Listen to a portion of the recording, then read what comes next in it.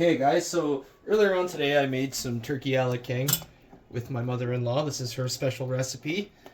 So yeah, what we're gonna do is take a little different approach. I've hollowed out some sourdough buns here, as you can see, using a tiny little knife. I'm not sure where that is. Anyway, we'll forget it's paring knife. My first one wasn't as great, as you can see, as per usual. This is raw and uncut as always. So yeah, what we're gonna do is we're gonna place these in here, like so. And I think we can use the wooden spoon for scooping this. We're gonna set that aside, just there. Take this, and we're just gonna take this and scoop it in there.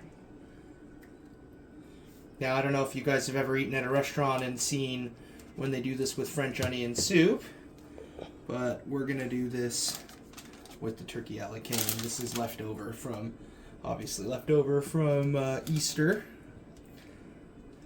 And it's just a good way to utilize your turkey after, so you know you don't get tired of just eating turkey and all that stuff, even though it's crazy to think that anybody would get tired of eating delicious turkey. Okay, so we're just gonna maybe just a little more on that one. Okay, perfect. Put that back, and then we're just gonna add a little bit of cheese. A glob of cheese. Again, it doesn't have to be perfect. It's all going in.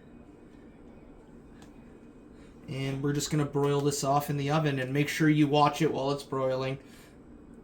And set that aside, so that way you don't burn anything. And yeah, we'll check back in a few minutes and see how it looks.